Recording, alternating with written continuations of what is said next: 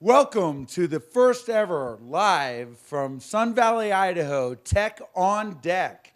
I am here with Robert Scoble and Thomas Hawk, and we are here to talk about the future of media and technology. Robert, what do you have to say? Well, let's just chill out a bit. Because you asked me for the past couple of years to come here and just hang out with you in Sun Valley while this Allen and Company event was going on. Tell me what the Allen and Company event is that's across the street. The Allen and Company event, Herb Allen has been coming out here to Sun Valley for like 30, 40 years, bringing all the titans of media and technology and talking about the future of technology. In fact, a couple of years ago, this is where the Washington Post was acquired, and the Time Warner AOL merger took place. And they have an environment where families are here. There's only about 250, and they're all billionaires. I mean, this is the elite of the elite. There's 3/5 of the nation's wealth right here is in Sun Valley. And they talk behind closed doors about the future of media and technology. Yeah. And what occurred to me was, for years, is that we should welcome the media to this to talk about what's happening. And I've been harassing you for years to come out here, and finally, we did it. Yeah. And here we are. Right behind us is the ski mountain. Tell us about the ski mountain, because President Kennedy taught his kids to ski on that mountain, didn't he? That's right. Sun Valley was the first destination ski resort. And it was here since late 30s, and it is an exclusive ski resort, and it's a beautiful place to be in the summertime as well. So it's a very secluded area, very difficult to fly into. So I think one of the things Herb likes about it, Herb Allen, is there's no people are here, and so it's very protected. So it's an opportunity to bump into people where they would not otherwise expect it. And we're giving people, your viewers, my viewers, Thomas's viewers, an opportunity to look inside as to what's going on at the Allen & Company event while we talk about the future of technology and media. The community here has some rules about dealing with celebrities, too. I heard if you live here, you're not supposed to go up to celebrities or bother exactly them. Right. And that makes it a safe place to run an event like an Allen & Company or a Tech on Deck, right? Exactly. So we have a lot of things going on here. It snowballed from that, let's just get together and have some fun, and sit in the sun and talk to some billionaires, to this thing where Cisco's involved and Rackspace is involved. Tell us how this thing snowballed a bit. It all came together. It's miraculous. We're periscoping live.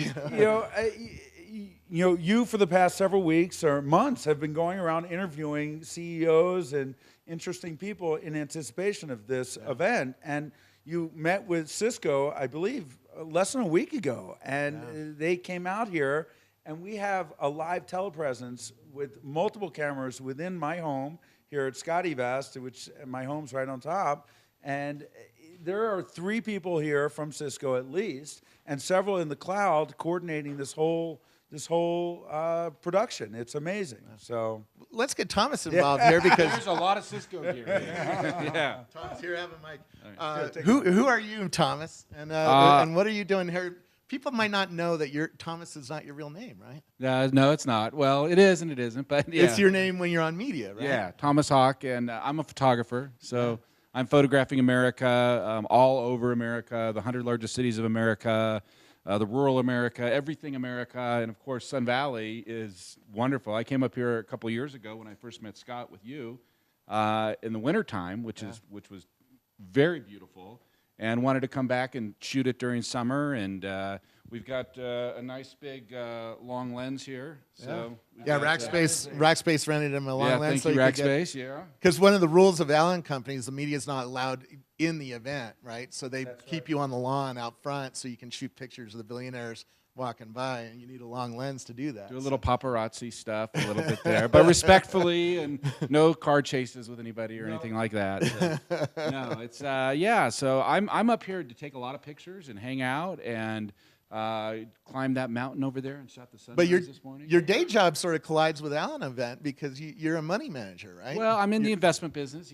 during the daytime. That's the full-time day job, and so I work with clients and helping manage wealth. And that's why I wanted you on, because you have insights about business that most people don't realize you have, because they read you, arguing about an ELO with me, or which we'll do after this interview, and we're talking about cool home automation stuff, or all your photographs that you do.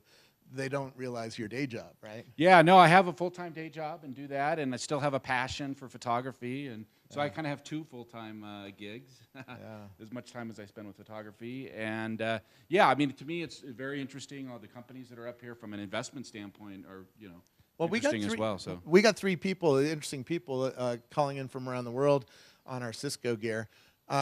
Let's just introduce them. Moshe started Yo, which is an interesting company, little company. He also started Mobley, which is a very interesting social network in Israel. And he just started this new visual search engine called Ayin. So he's one of the guests. We have Jim Louderback, who started Revision 3 and has been a tech media mogul in my world for a long time. And we'll have him on. And we also have, who else is on there? We have Moshe, we have Jim Louderback, and I forget the third guy. I need my computer in front of me. Anyways, let's call them all up, and I'll remember the third one in a second. Samir Arora. So Samir Arora runs Mode Media, which most people have never heard of. But when we go around, and yet it's the 7th largest media company according to ComScore. I mean, it's an unbelievable business model. So what I wanted to do for this first session was recreate sort of what would happen at the Allen and Company over at the Lodge. This is what they're doing. They're talking about the future of media and in intimate groups, but they're not doing it publicly. Yeah. So we're giving an opportunity to do it publicly. And we have a Periscope. We have 250 people on my Periscope. We have Scott's Periscope up there. We're broadcasting live on Ustream. So I see Moshe. Moshe, did I pitch you right as the founder? And you're calling in from Israel, right? Yes. I just landed half hour ago. You caught me just right out of the plane. We can't hear him here in the room, so we need the audio turned up. Yeah, there we go. Can you hear me now? Yes, we can. Great. Yo, what's up? Yo.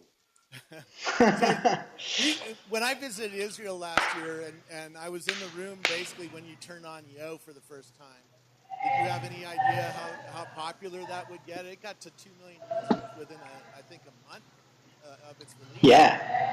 Actually, it got to 1 million users within 4 days.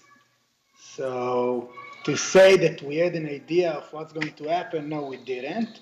We knew it's very catchy, and we knew there's something to it. We've seen that some of the smartest people that I've known looked at it and said, whoa, this is the stupidest thing I've ever seen.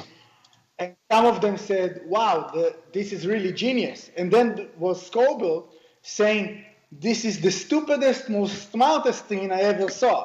So the combination, we knew that this debate is scalable. So it was interesting to launch it and to see what happens. Yeah. And let's not assume that everyone knows what Yo is. Just briefly, can you in a sentence? When he showed me Yo for the first time, it was an app that I could put, if you had it on your phone, I could click on your name and it would Yo you. And your phone would say Yo, and it would show scope. And back then it was sort of like Poke for mobile phones, right? Now it's a contextual notifier. As the stock market goes up 100 points, it tells me, it Yo's me. Or if something gets 100 upvotes on Product Hunt, it Yo's me. Or if a TechCrunch article gets retweeted 200 times, it Yo's me. It Yo's me when the world's context has changed for me, and you can pick from hundreds of different services to Yo you when things change.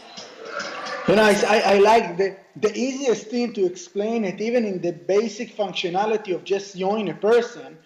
The person that is yoing you and the time means different context. For example, if a guy yo's a girl at 2 a.m. or at 2 p.m., it's completely different meaning, right? Well, let's not spend too much time on Yo. I wanted Moshe on because he started this new visual search engine, which is showing you all sorts of new photos in new ways. But I want to grab the other guests on and have a conversation. Can we mute? Is there any way we can mute Moshe for a second? Because I hear his baby crying in the background. Jim Louderback. Let's pull Jim Louderback up. I see him on the bottom of the screen. Jim. Jim Louderback. How's it going, How are you guys? doing? I'm Hey, doing what's good. up, How are you? man? So what, you started Revision 3 and sold it recently, and what have you been doing lately? Because give me a little bit, 20 seconds of what you've been doing for the past decade. 'Cause you've been really pioneering in a bunch of media angles. Yeah, so the past decade and recently are a little bit different, but I'll give you the past decade in 20 seconds, and then if you want recently, and do that too. So ended up as was editor-in-chief of PC Magazine, ran all of the Ziff Davis websites, and then, as you said, did Revision 3 for 5 years, grew it up, sold it off to Discovery, the Discovery Channel, Animal Planet, etc. Spent about 2.5 years there, making sure the integration worked really well, and now over the past 9 months or so, I'll give you the recent stuff, been running the industry track at VidCon, which is in 2 weeks, the world's biggest online video conference in Anaheim. If you're not going, you should. And working with a tech startup, a video creation platform called Watch It, helping them out. Really interesting stuff, WOCHIT. And the last month and a half, just 2 months, started as a venture partner at Social Starts, one of the top 3 seed investing funds out there, and having a lot of fun talking to startups. Kind of following your footsteps, Robert, a little bit, enjoying talking to startups and founders and CEOs. I kind of see now why it's so addictive. Yeah, and I wanted you on because you understand the video space. I'm holding a phone with Periscope on it, and that shows how much media has changed in just the past 6 months. I mean, Periscope came out this year, Meerkat came out. There's all these other streaming video services on phones like Hangwith, Up Close, StringWire, and we Don't want forget to get YouNow. a little bit. YouNow. They're actually making money. As well. YouNow is making money, but YouNow is not really mobile focused. I think this world is really going to mobile very hard. We can have a discussion about that. I don't know. We should have a debate about that because I see YouNow as being very mobile focused, but that's all right. Okay. We should have a debate about that. We'll have lots of debates over the next 20 minutes. Samir, are you there? Because I see you walking around. So hey, Robert, let's how are you? introduce our third guest, Samir. Hey, Samir. Scott, how are you doing? Yeah, how are you doing? So, Samir, we did an hour video with you and put that up on Facebook, and actually we're going to play that after this hour is over so people can watch it if they haven't. But one thing I learned is, one, you're a huge media company that nobody's heard of. Why is that? It's a good question. I think probably the most important thing is we started off as a B2B company. So what that means is we didn't build a consumer brand. We just have started to build a consumer brand. So that's probably the biggest reason. And the second is, in our world, as we spoke about in our video with you, the real brands are the creators of this ecosystem, which is very, very important to us. So we've spent all our time, even if you look at like a Forbes article on us a few years ago, the article wasn't about mode or glam back then. The article was about how the new digital creators are creating a new business model using our platform. Yeah, and Moshe, I think you're typing. Somebody's typing, so we keep hearing that. Thanks, man. Keep in mind, we're hearing everything you guys are doing. We're having a video conference thanks to the Cisco gear we're calling you all in on. Samir, why aren't you flying your private jet to Allen and Company? Because everybody else who is in your group is over here. AOL, Yahoo is above you, Facebook, Google. You're like the 7th most visited media company in the world right now, right? Yeah. So it's a good question. We've used Allen and Company in the past for both some M&A, as well as they and Bank of America led our largest round of funding, which was a few years ago when we raised about $50 million, and then a couple of rounds after that. So we use them as an investment banker when we're either raising capital. Nancy Peretzman, who's at Allen Company, I think is one of the top bankers in media. We've also used them when we acquired Ning from Mark Andreessen and the investors. So our relationship with them is as a banker.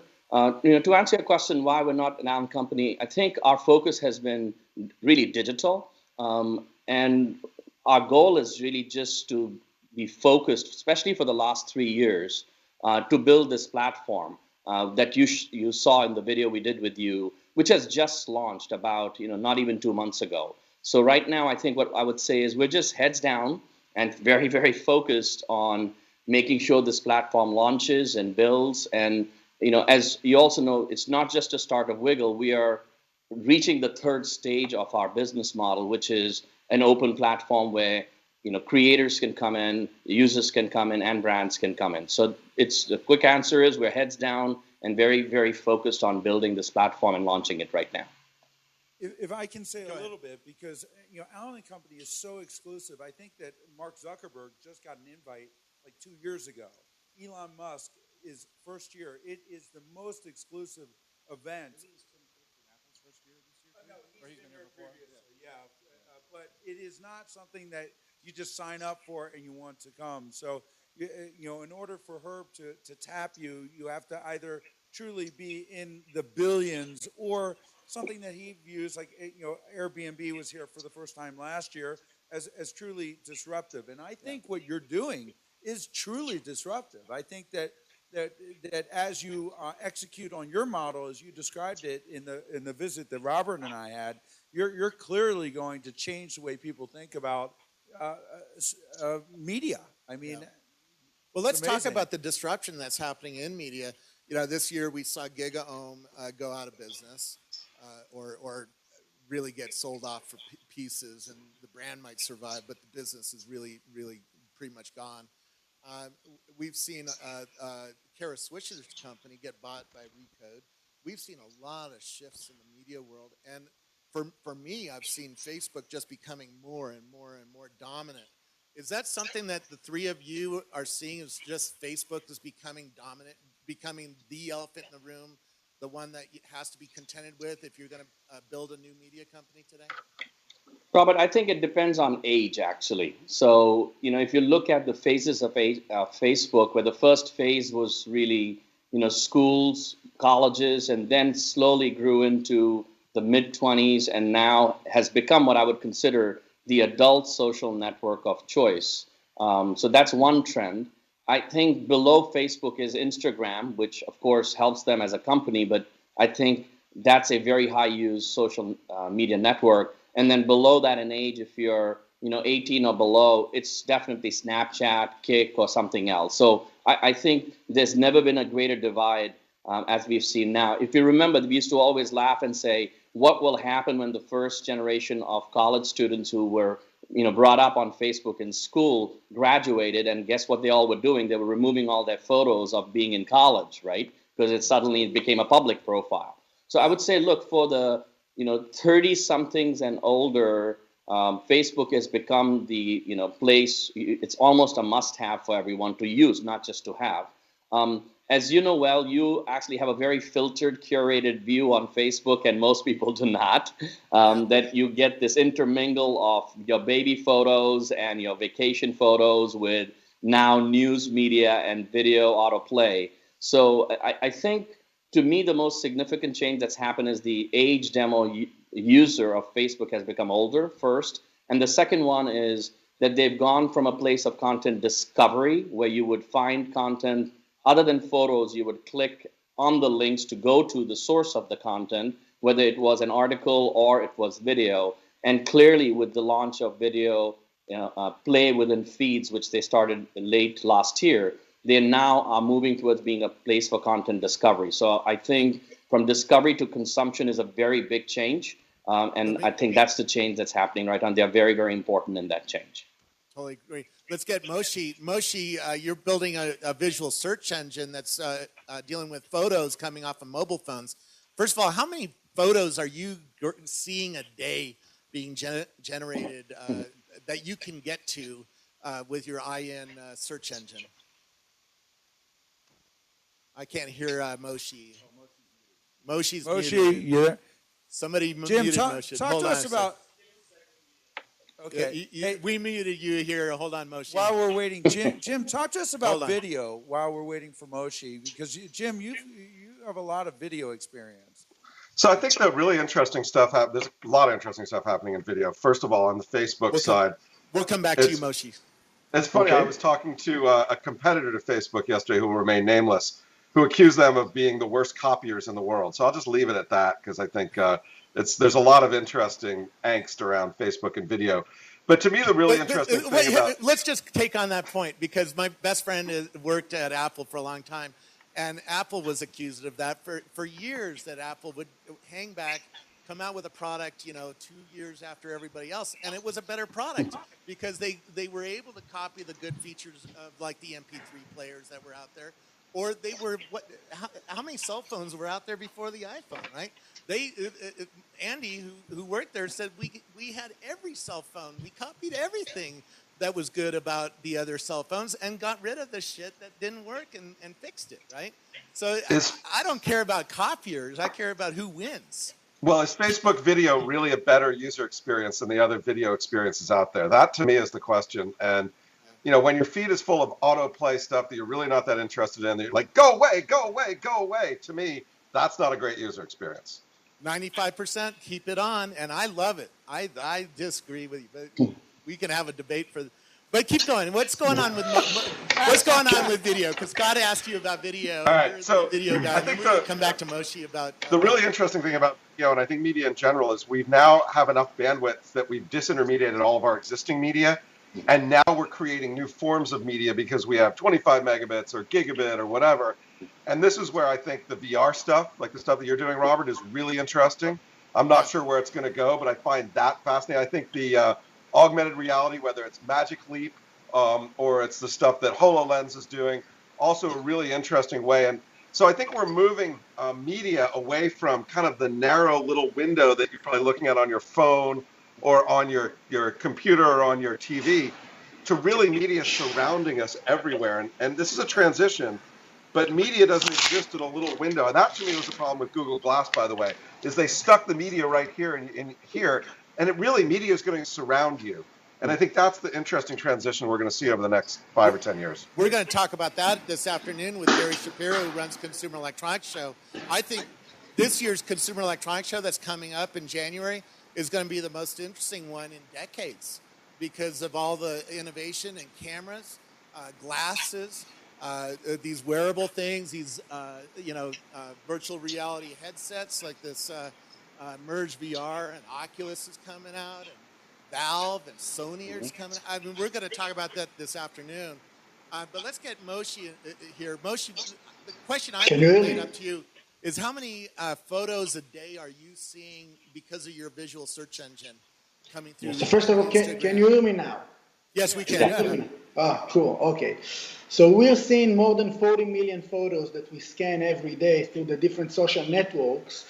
And what's very interesting is that potentially, if you think about it, people take photos and videos anytime, any place, all over the world. So potentially we have eyes everywhere. And what we wanted to do, we wanted to build some kind of a machine that connects the eyes.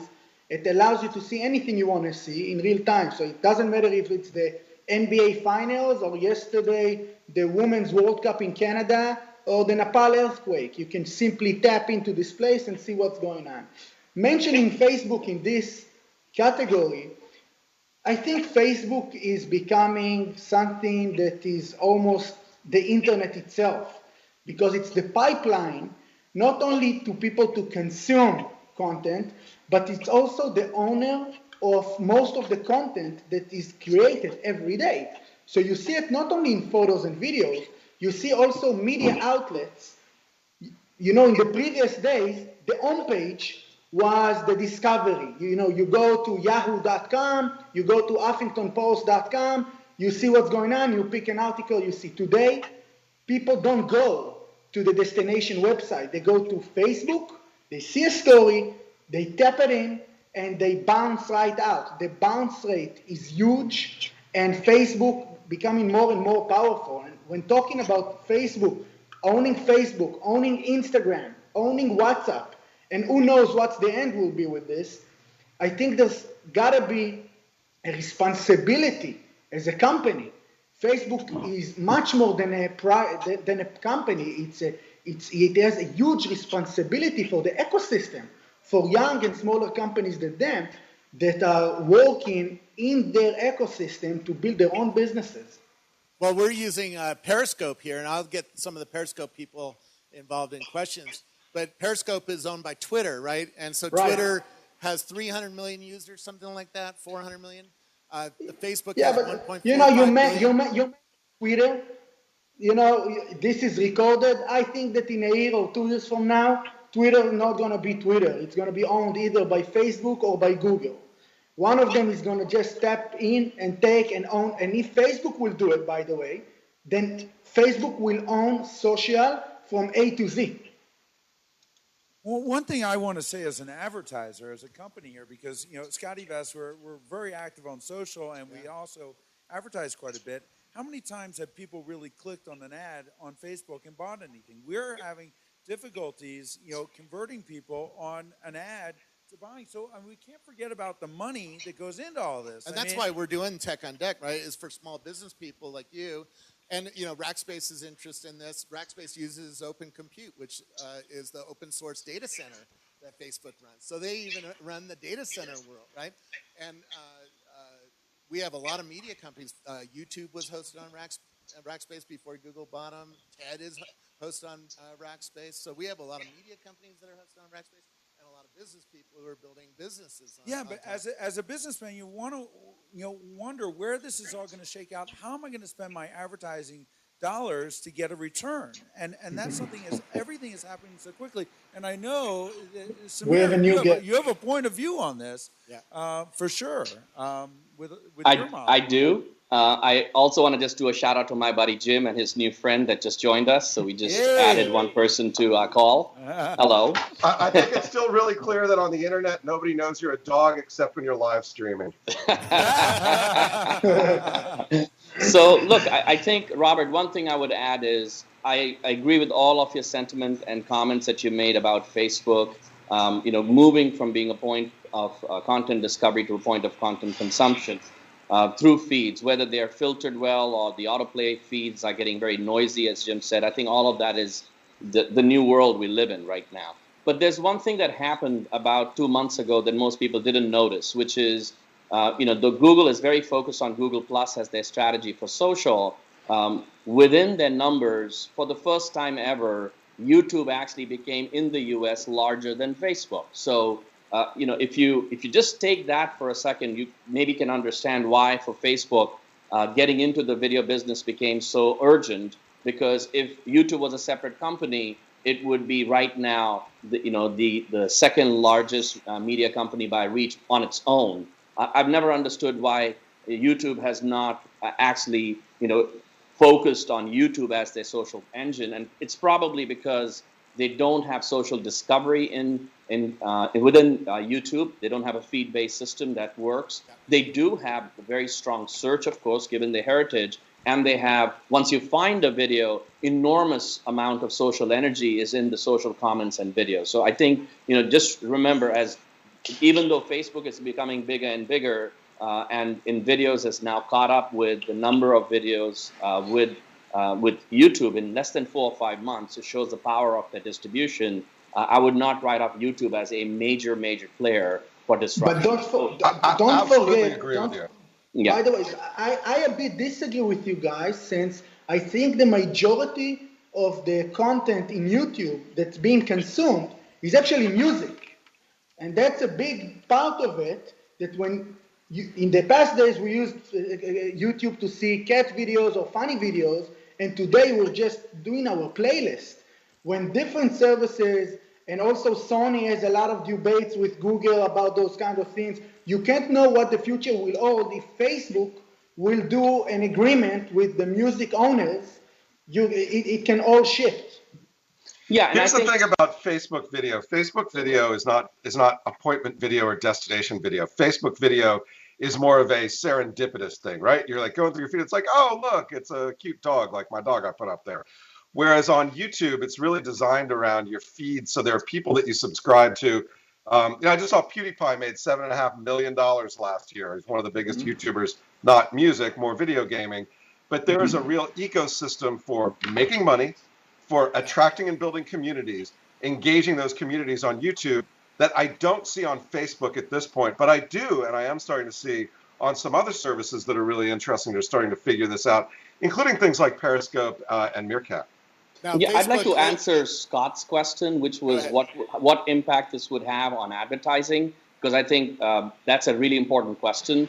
So, you've got to follow the money. And if you think about where the money is, roughly a little under half of the money is spent on television today by advertisers, and the remaining then breaks down into print media, then internet, slightly equal or smaller than print media combined, and then goes into, radio and everything else. So I think if you're talking about the future of media as the part, kind of the umbrella behind what we're talking, the one thing that's certain as both online and mobile grow is, when will print die? I think that's a question no one is prepared to stand up and ask. Not if it will die, when will it die? And if you look at what happened with newspapers, it doesn't die when its revenue goes to zero. It actually dies when some combination of its subscription, circulation, and advertising goes below its cost of running the business. So that's why most newspapers have either gone away or have become a vanity play, for someone who can afford to just keep them running.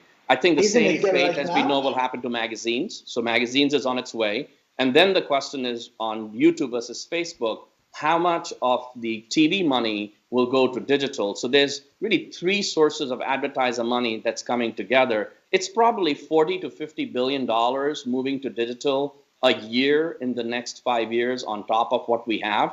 And then the question is, how will that get divided up amongst the, first the top 10 players and then everybody else, because of the concentration of the internet. Yeah, I like your perspective, because if you don't follow the money, you're just playing games, and it's coming at it from a small business perspective, and I think a lot of viewers of ours might be small businessmen or aspiring small businessmen, and ultimately come to a larger business. You got to make profits, and all these companies are just out there building brand and building viewership without concerning themselves with how they're going to sustain a business. Well, and that's ridiculous. where Gigome got into trouble. They had tens of millions of dollars of investment and burned it, right? And didn't I don't think build a profitable business. Robert, not only Gigome is in trouble, I think all of the media business is in trouble, since there's no clear monetization way, and the advertisement is simply not enough. It would be very interesting to actually execute when you see content. So you see music.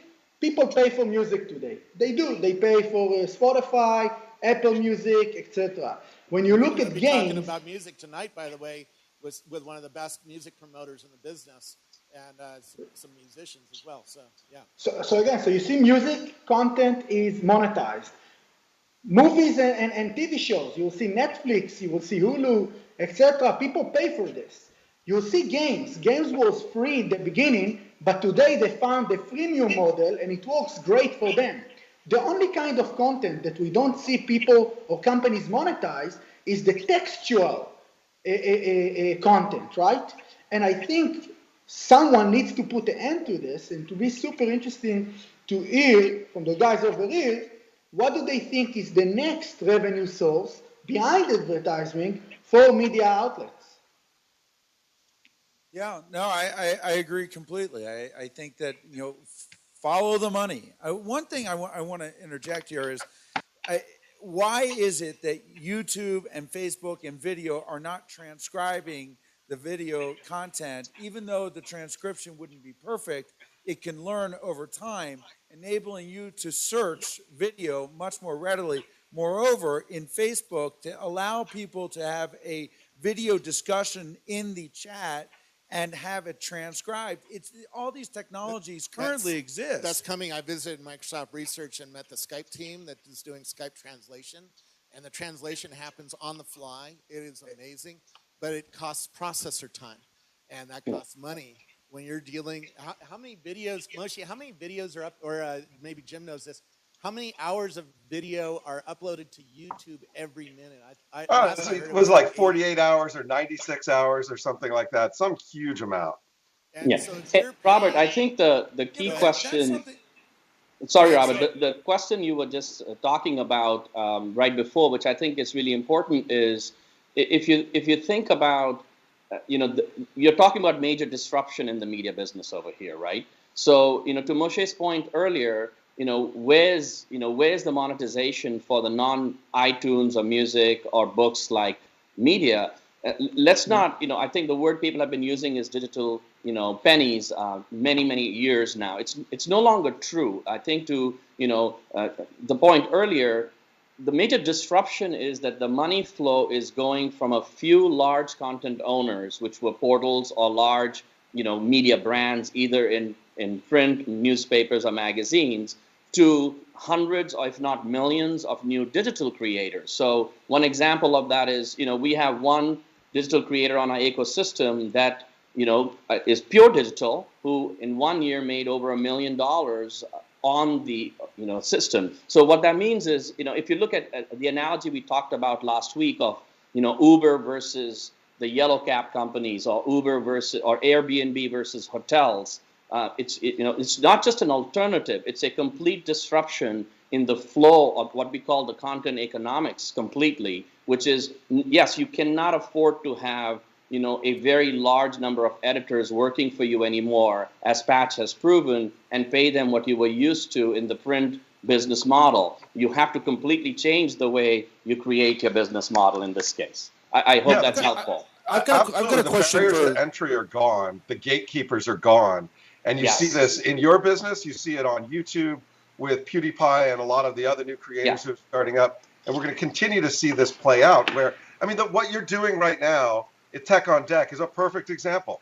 You could not do this 20 years ago. You'd need a satellite truck. You'd need all sorts of crap. Now all you got to do is fly on the TriCaster Master, and you're up and running. Hi, Phil. There's the TriCaster Master right here, Philip Nelson. Hey, I've got a question for Moshe. Yeah. Images, as far as photos and that as new media, you're doing this image recognition technology, which is very interesting to me. Why do you think recently, Yahoo's given everybody a terabyte on Flickr.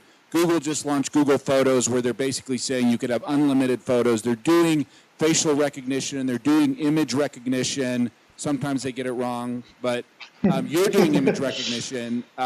Why are that costs a lot of money to store all those photos and do that. Why are they doing that? Why are you doing image recognitions? Are there privacy implications? And how does that revolve around advertising? Are they going to monetize that? Because right now, Yahoo's giving a terabyte for free, and Google's giving basically Google Photos free, no ads. So how's that all going to shake out? So I think that the answer that every time you take information that is inaccessible and you make it accessible, it's a win, right? I think Google did it.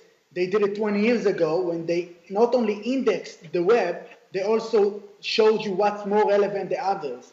And if you look at today's world, when Google started, the majority of the content that was created every day was created by professionals, by journalists in Yahoo and in different websites. Today, the majority of the content, by far, is created by users all over the social networks. And all of this information is not organized and it's not tagged. Anything that you see in the news, even what's going on right now in Tech on the Deck, I'm guessing that someone is watching you right now, also taking photos and videos, and we can get his take of what's going on over there. And the idea of taking all of this in, they're hearting us. They're hearting us, they're seeing us. So I'm saying the ability to take all of this information and to organize it, making it accessible to people, to see what's going on through the eyes of different people, just like them, at the scene, whether it's a sports game, a live concert, or a big politics event, you can simply go and see. That's the reason that we are doing this. How to monetize this?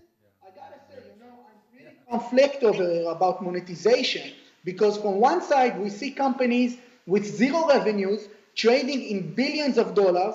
By the way, tapping this, including Amazon. Look at Amazon. They didn't profit anything, but they're over $200 billion company. So the conflict between companies that has huge traffic because they're bringing value to us, but they're not profitable, between companies that are smaller than them, but they're making real money and they're profitable, it's a very interesting discussion. I think they're playing a longer game. I think they're playing a game for about a decade from now, when we're all going to be wearing some sort of glass on our face that's going to tell us stuff as we walk around town. And they need your photos and your data to make that work, because you're going to walk into a bar and it's going to tell you stuff about the bar. It's going to tell you maybe who's in the bar, who's been in the bar, what's on the menu, what's the hot item on the menu. And if they have all of our data from our photos, because we're shooting pictures of the food, we're shooting pictures of the fun times. If there's Neil Young is playing in the local bar, we're going to be shooting pictures of that and sharing it with our friends. That's data that's going to feed back in real time. Look at this Periscope, right? People are clicking hard on the Periscope. That's telling the system what part of this video is interesting. So you could call this video up in 10 years and say, what part of Tech on Deck #1 was interesting, and it'll take you right to that minute of video, right? Yes, Robert. A small question about Periscope for Samir, actually. Periscope, if we put Periscope and we take YouNow, for example, which YouNow does similar things, but like we said before, YouNow actually allows you to monetize by they allow other people to give virtual gifts to the creator, and they're making some money. Samir, what do you think about micro-monetization for media? I think that's a really important question. So look, on photos, I think my belief is very, very simple, which is if you stack up the simplest, content and get more complex on top, a tweet is the smallest one, and maybe it's too small, hence Twitter's issues about growth as well as monetization. Photos, if you look at traditionally when Facebook launched, the photo applications was not by Facebook, actually, in its first few years. They actually had, if you remember, open applications. There was no, just like there was no Facebook video, there was no Facebook photo back then. And the reason is 80 to 88% of usage of social networks is simply for photos. So all these people are offering photo storage because they realize photos is one of the largest used in social media, because it's complex enough as content. It's not just a tweet or text, and it's really easy with a perfect storm of iPhones to capture photos. If you go above that to video, there's a big jump, which between Vine to Periscope, now people are beginning to bridge, or Snapchat, which is making both continuous photos and video mixed together into their story format, which I think is a new story format. Then you get to what I would call scripted or edited video, which, as you know, is much more expensive to do, and therefore the quantity of those start to drop. In terms of monetization, photos are actually the hardest to monetize. And the reason is when you're looking at a photo, whether it's online or you're looking at it in like a magazine like Us Weekly or something like that, you don't look at ads. Every study you do says that. So people who are building, if you look at a lot of the tech companies had started to build slideshows to get more page views. As you realize, most of them have gone out of business because, yes, they get page views when you have a slideshow, but people don't look at ads. So as a format, this is the reversal. Social networks are driven by two things, photos, and number two is communication. As we know, communication and email is even harder to monetize with advertising. So then you have to go to what Facebook is doing, which is you have to get to deeper forms of media consumption because the advertisers will ask. Before you jump in, Moshe, we're forgetting about China. In China, they have a thing called WeChat. And WeChat, on its first red envelope day, which is a national holiday in China where people gift red envelopes to each other. Yeah. They turned on virtual red envelopes, and they had billions of dollars on their first red envelope day. And could you imagine a day when on Periscope or Facebook or on Mode, I'm going to get a red envelope from users who like what I'm doing, and I'm going to get paid. So Robert, I think that's a really good question, and I think it relates to what Moshe just asked, which is this concept of micropayments. And I think Hollywood has a model for that. They call it residuals. A residual would be once you've created a piece of content, it becomes in a protected envelope. So this envelope then can travel, and no matter when it's seen or where it's seen. So, here's an example. When we met last week, we had this 100 years of fashion video, which was just going viral, right? It had just crossed 10 million views. Well, we found out over the weekend, in addition to that, there were at least 25 million more views on Facebook we didn't even know about. So we're suddenly now sitting at 35, 39 million views. We'll have a final count by the end of the day. Because there's no concept of micropayments or containers around content, we don't have attribution yet on, at least inside Facebook, to get paid for that. In YouTube and our platforms, which run on 10,000s to millions of creators, this idea of residual rights is very deep. And then you can also divide it like Hollywood does between the video creator or the photo creator, the talent, etc. I think we have to bring that level of sophistication digitally from Hollywood to online, which very few companies are doing today. Will get paid, Robert. Robert, you spoke about I want to take. We gotta let these guys go. So let's get into the end of this. But go ahead, and let's get Moshe, because Moshe had a point that I cut off. So if you're talking about WeChat, Vic Lee, the co-founder of Tencent, which originally created WeChat, I had a talk with him. He's one of my investors, and he said that the cultural gap between America and China is so big, because in China, it's almost for granted, you can take it for granted that if there's a piece of information or content that you appreciate, it's very easy to just tap in and give a quarter as appreciation to someone. And it's very easy to do. I think that this change should come from the big guys, like Tencent in China. I think companies, I hear more and more people say to Facebook, please let me pay you. Allow me to pay you to remove the ads or to do stuff like that. And I think that Samir, when he approached about the ability to monetize photos or videos, we should also approach about saying thank you to people. Just for example, like you, Robert, when you create something really amazing in your blog, whether you write about it or you video about it, I can simply be allowed to, Robert, hey, thank you, take a buck.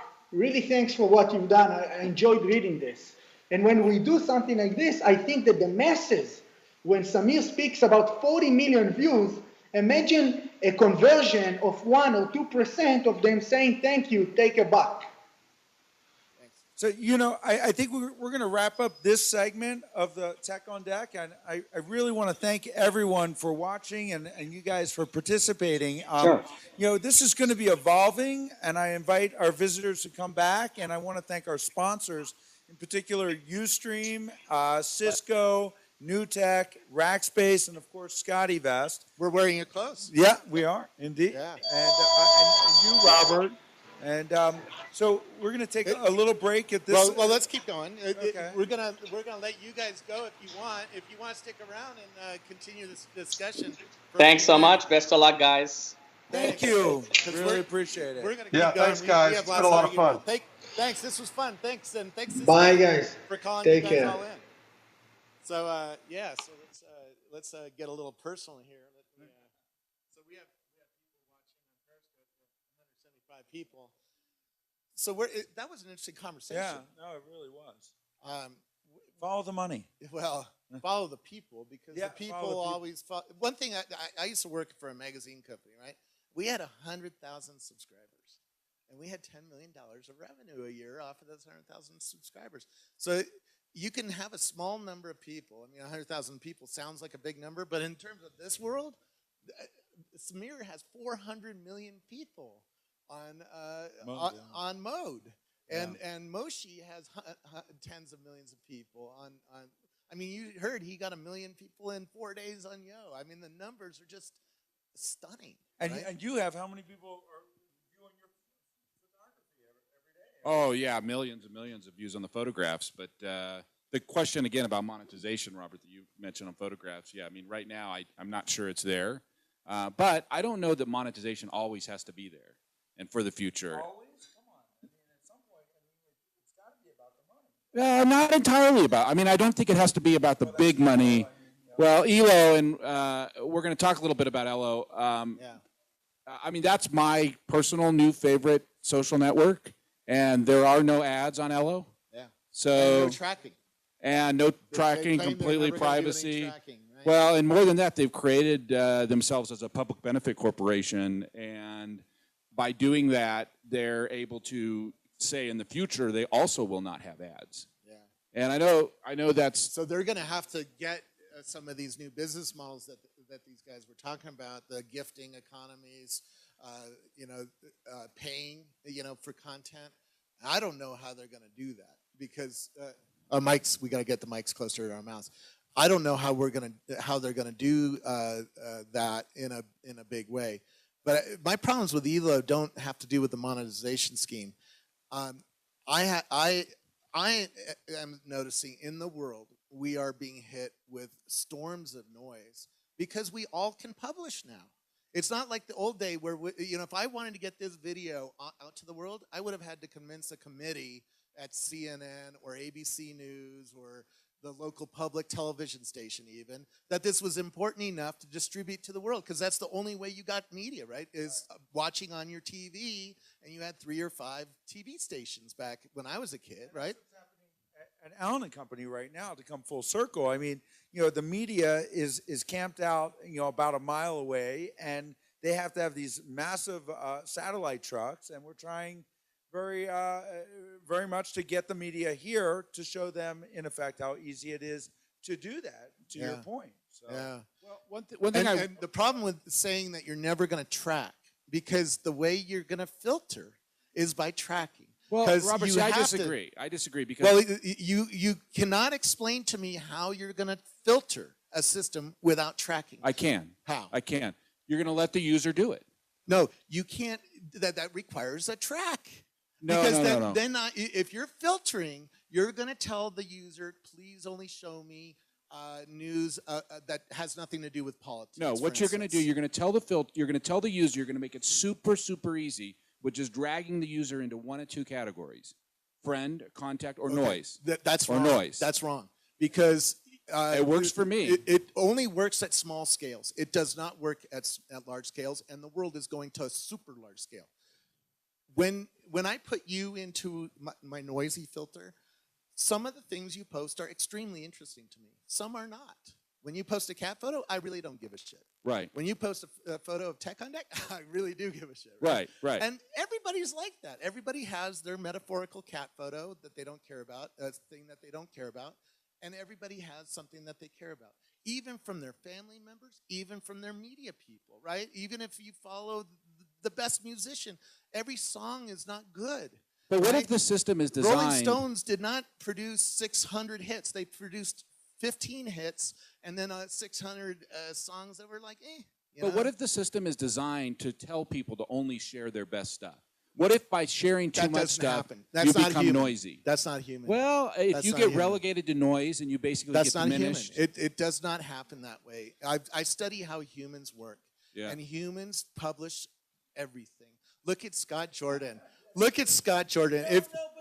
If you watch your Facebook feed, you publish how many times a day? 50, sometimes 10 times a day. Oh, way more than 10 times. Way that would more. Be you're right? not reading my and stuff. Some of but it, you have found a way to get through my noise, though. Yeah. And I, at the same time... Because Facebook tracks what I'm interested in and only shows me stuff that gets hits. So you have to be putting content that people like. And I think that's Thomas's point, that I have to learn how many likes people No, I think the system has to learn, and the system is gonna.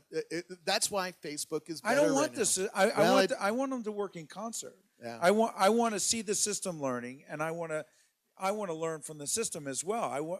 I want to remove the algorithm or the secrecy of it, so I know what it is when the system, quote unquote, learns. For me, and people on Periscope are saying that they can never predict my tastes. That's wrong. Facebook learns from your behavior. My Facebook, for instance, has no cat photos, has no memes on it, has no kid photos. It has almost wholly tech interesting news or business news, because that's what I'm interested in. But see, I don't want the system to tell me what I want to see. Well, I want to choose the people that I want to follow. You can do that on Facebook. Quality you can do that people. on Facebook too. Right, but I could do Facebook, it on Facebook has lists that show you everything. I can absolutely do it on Facebook. The problem with lists, I can do it on Elo with no ads, no tracking. never ever will allow machine learning filtering, and that is going to string it. It is going to keep it from growing to the massive scale of Facebook. Does it need to be the massive? We got to cut it off. We got to cut it off. So thanks, guys, for joining us. Do you want to wrap it up? I mean, I just want to thank everyone for watching, and I want to encourage you to give us your feedback. This is the first time we're doing it. We're learning. We want to get better. Tell us what you think is interesting. We'll be back throughout the day. We have a 2:00 interview. Is it 2:00 2 with, o'clock Mountain with Gary? Time, 1 p.m.